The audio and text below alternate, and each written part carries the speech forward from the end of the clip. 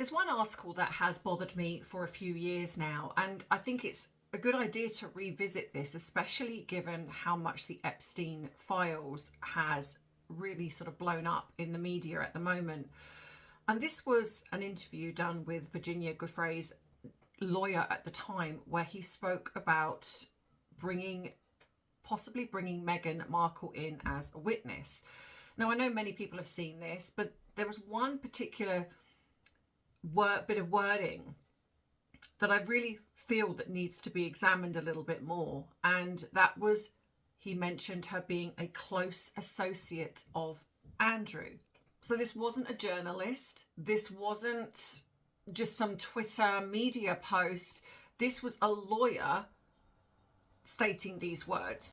And it was in the middle of one of the biggest royal scandals in modern history. Is it important to connect the dots? Or could this just be something and nothing? So if you're interested in the truth with a touch of psychology, then this could be the channel for you. If you've enjoyed the video, please give it a like. If the hype option is there, then please consider doing that also, because it does tell YouTube that I'm a channel worth keeping. And as you're still here, I suggest you go grab your drink of choice, whatever that may be, sit back, relax, as we get into some tea, truth with a touch of therapeutic psychology.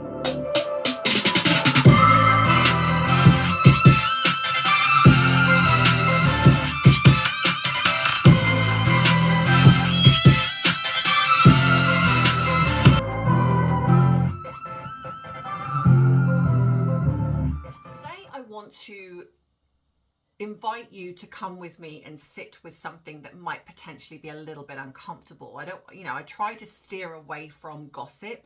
I understand that can be salacious, but it's also important for us to have moments when we really do explore and look at something and look at how we can also behave in that moment. Also, why things are being put out there, but nothing is getting done about it. Sometimes when we look at something or, in the mainstream media or social media, it can create a reaction with us. And sometimes it's an uncomfortable reaction. Sometimes we'll see something being said and we react negatively towards that.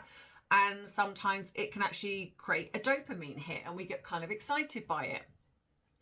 Well, this particular article, when this come out, it stuck with me. And I think it's something that I always seem to go back to. And it feels like an appropriate time to examine this, given the Epstein files circulating again.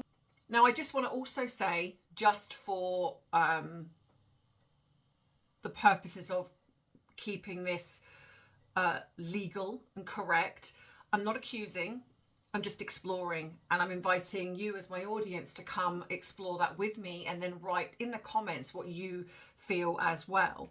So what I'm talking about is this article that came out where back in 2022, I believe, the Virginia Giuffre's lawyer spoke to a journalist. And I'm going to put the article up here. So this is coming from that. It's not coming from gossip on social media. This is coming from that specific article. Now, as always, I have my trusty notes. Virginia Giuffre filed a civil lawsuit against, as he was back then, Prince Andrew. We now know that he's Andrew Mountbatton, Windsor now. And her lawyer, David Boyce, I think that's how you pronounce his name, gave an interview. And in that interview, Meghan Markle's name was mentioned. Now, he used the phrase close associate. He suggested that she could potentially have relevant information. He also stated that she could have seen and perhaps heard what he got up to. Now, she was never formally called. We know that because the lawsuit was settled.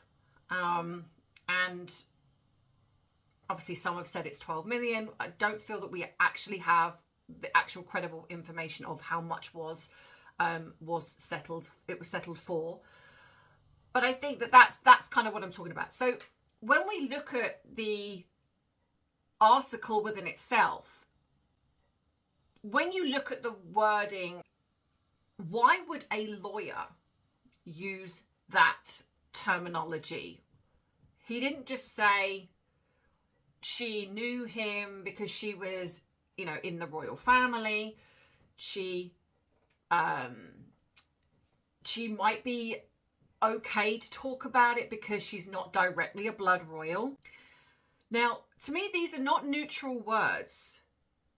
You know, if someone says she's part of the same family, that's one thing.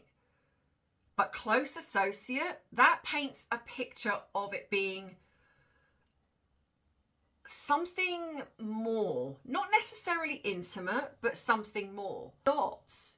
And here's the thing, because firstly, to me, why would she be called above anybody else the wording close associate that she could have seen? Now, bear in mind that Virginia Giuffre was 17 at the time when this is all apparently going down, when this was all happening.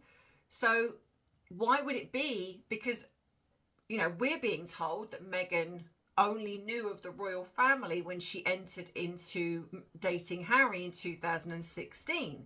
Now, we know there are various photographs of Meghan on a yacht. There's a photograph of her, and I'll put this up here, of her connected to a young woman that was supposedly dating Jeffrey Epstein around the time.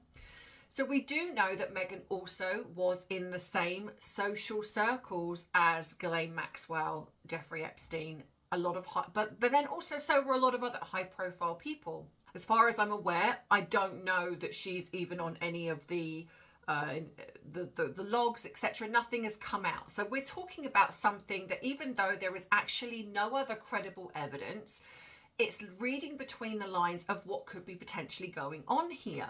Because if you're looking at it from a legal standpoint, close associate could mean same extended household, same institutional environment, and same royal structure. But as I've said, when you look at the other dots, if it was to do with that, then why not call Chelsea Davy? Why not call any of the other girlfriends that have been the people that have been connected to Andrew, or any other members of the royal family? Meghan Markle was specifically the one that they were interested in calling. So when our brain hears close associate, and again, I invite you to talk in the comments, because I'm sure that you're going to sort of feel similar to me. When I see close associate, and when you, like I say, when you look at the article, there is very much an implication of that she had a close relationship with Andrew. And most of you know, if you stuck with me from the beginning, you know that I've also done a video on her connection to Andrew. Now, I invite you to stay to the end, because there is something obviously as well. So when you have the fact that then you have the Maxwell circle, you have, like I said, the fact that Meghan Markle has mixed in similar circles. So there's a public circle overlap. Then you have the fact that the lawsuit was settled. No trial, no further escalation, no Meghan involvement. And this is the moment where people then start to split. One group will say, see, it was suppressed, it was hidden. Another group will say, nothing to see here, which we know, the two opposites. So here's where I kind of slot into that, because there's the analytical part of my brain where I understand and know that powerful people, and in history, things do get hidden. Narratives are managed. We've seen this happen in the mainstream media time and time again. That's not just that's not a conspiracy theory. That's observational. We see it. We know it. But the problem you have is that some specific things require evidence. And this is where I feel that we hit this sort of grey area. And when I've done certain videos, when I've spoken about the children, etc., it's almost like, well, there is no categorical proof, but this now becomes a belief. This is what I believe, given the dots, connecting the dots. So to me, when something disappears quickly, my brain can go into, okay, why is that? Especially given that the sort of the way this was spoken about, close associate, that Meghan could have seen what went on at the time. How could she, if she had no knowledge? And we all know that she also then said she didn't even know who Andrew was, as a deflection. Because even if there was no connection, why would she feel the need to say that? Because in all fairness, most people know within the royal family who each person is. For her to say that she thought he was the butler or something bizarre feels more of a deflection than it does anything else. So in a sense, if it was a nothing, why mention her at all? So then it could then play into, well, was this to do with being salacious in the media? Was this to do with getting traction for this? You know, if you wanted traction for something, why was it shut down and settled? You know, and some people have said, well, this could have been to do with the Jubilee at the time, but was it? You know, these are questions I feel that we have. You know, I don't want to get into the realm of being a gossip amplifier, and I understand that a lot of her cult fanatics, whenever we talk about something negative that involves Meghan, we get the same spiel. Oh, you're hateful, you're a hater, you're jealous, you're just gossiping. But at the end of the day, these are very valid questions that we should be allowed to ask and have an answer to, but we don't. And things then get shut down.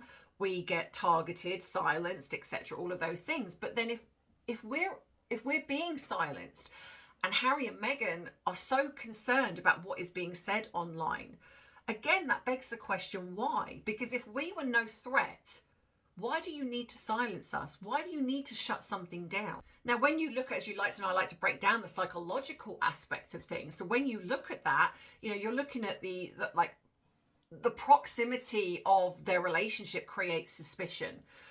When you have photographs where they're looking at each other and it just looks a little bit bizarre, again, another dot. Specific wording can create a narrative weight. We can feel the heaviness of something when we see it online. When something is shut down, a lot of the time we will go to the fact that this is something suspicious. But like I've said, but is this because it's what we want to hear? I've certainly seen a lot of people that sort of create this gossip online, and that's why a lot of the things I don't necessarily talk about, because I don't believe they are true. I don't know if they are, but if I don't see any dots even, I'm not going to talk about that. But it's interesting how if you break away from the norm, if you break away from a narrative, like for example, if I was to then suddenly start saying something negative about the royal family, people that want to believe this, almost like a good versus evil, like Meghan and Harry are evil and the royal family are good. The minute you say something negative about the royal family, suddenly there's this shift. There's this almost like a visceral reaction where people kind of go, oh my gosh, you're now becoming, why are you hating on the royal family? It's like we start almost doing the same sort of thing, rather than it being, these two can exist in the same space. I can have a negative opinion about Harry and Meghan, but if I also see something about the royal family, that I also want to talk about that. But a lot of people, they're in this kind of bubble and they don't want those narratives to be challenged. And this is where her cult fan base sit. They do not want to believe that there is any remote possibility that Meghan could have done something that warrants real scrutiny. So they're sitting in this like I say, this bubble of she's so amazing and she's going up against this mean royal family. But the minute you then start challenging that, they don't like it.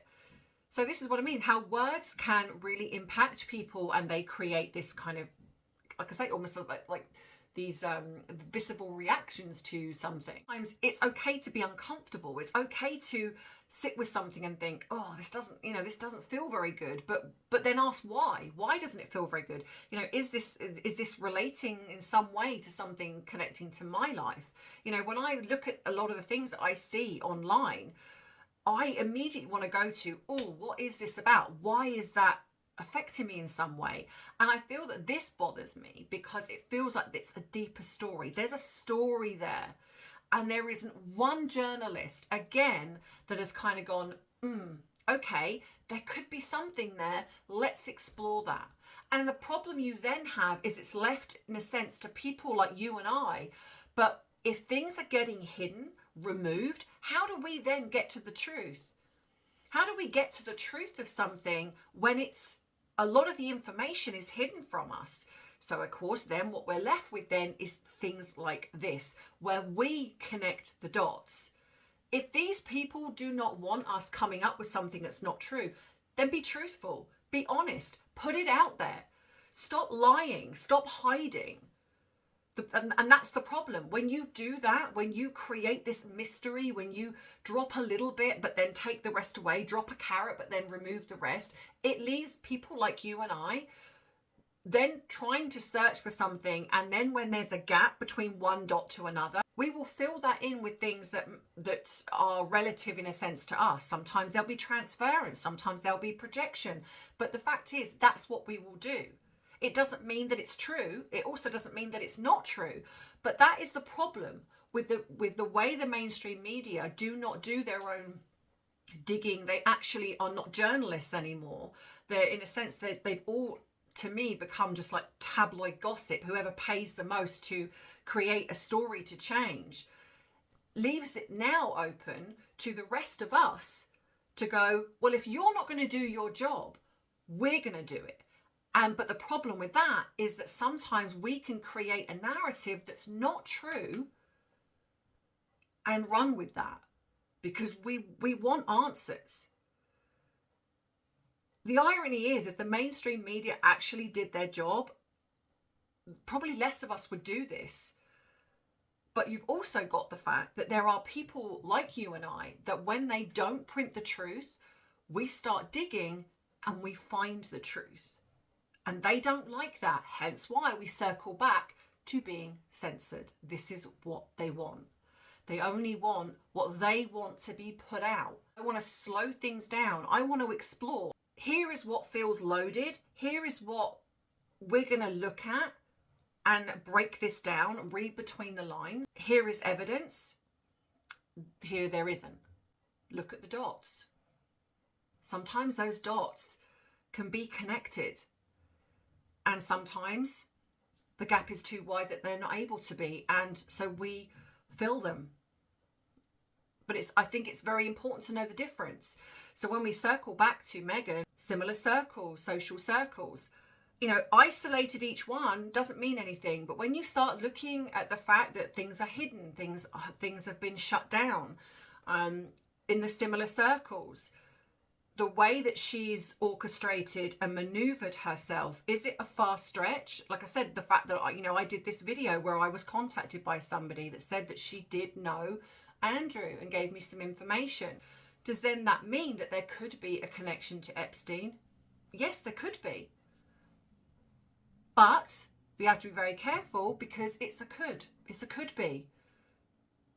We don't actually know. But that is the problem. When they're lying, hiding, we connect the dots. But the one thing I will say always is if I'm not able to prove something, I will say that here. So as much as when I talk to you and I talk about things, if I'm not able to absolutely prove something, I will say. And at some point, if evidence comes out to say counteract what I've spoken about, I will come on here and say I was wrong. The one thing I want all of you to know is that this channel is truthful, has integrity. But I'm also going to not be afraid to explore things, even if it becomes uncomfortable sometimes for you guys. I invite you to sit with that. Come be uncomfortable with me. I know it's not easy, but if the truth matters to you, don't sit on that. As long as it's all kind of giving me that dopamine hit and it's all kind of all great and I'm getting involved in that, this feels very salacious, then, I'm in that. Go a bit further, go, because that's how we get to learn about ourselves. And that's how we get to learn about other people. And a lot of the time, sometimes that's where we find the truth. Because to me, and I'm sure to most of you, truth matters more than a narrative. And using our brain to really look critically at things, that really does matter. So what bothered me the most out of all of this was there was nothing. There was silence. There was no follow-up. There was no journalist that took this and thought, wow, this is something. Let's explore this. Let's dig a bit deeper. Could there be a connection? Find the truth within that. And like most things that Harry and Meghan do, when there is silence around something as pivotal as that, that's suspicious to me. So the first thing then that comes to my mind is, was this a cover-up? Was this shut down to cover up? Were they afraid of something coming out that actually could have opened this door to something far bigger? As I've always said, if the lie is being pushed, it means the truth is far bigger, far more damaging. So the bottom line here is there are dots. There are dots here to be connected. Not lines, but dots. But doesn't mean to say there isn't something. And it doesn't mean to say that we stop asking questions. It doesn't mean to say that we do what they want us to do and that's stay silent. It should never, ever be wrong to ask those questions, even if they're uncomfortable. Just because someone wants it shut down doesn't mean to say that it should be. So let me know what you think in the comments. Have you enjoyed the video? If you have, please give it a like. Please give it a hype if that option is there. Think about sharing the video on social media platforms, no matter where you are, to get this circulated, to help my channel grow, to keep channels that try and find the truth, to keep circulating. If you want to support in other ways, the links are in the description box below. You can also do that. If you'd like to treat me to a cup of coffee, you can also do that, but also not necessary. Here you'll see my PO box if you would like to write to me, because I always do enjoy reading the letters and postcards that people send. You can also email me if you want to also join up to the monthly Zoom chat. I already have 5 people that are going to be joining me, so that's the first Zoom chat that's going to be going ahead. And if you want to join, then please do. Yeah, so that's it. So I hope you enjoy this, and I'll see you in the next one. And as always, you know that I love you, I appreciate you, but most of all, I respect you. Take care. Bye-bye. Mwah.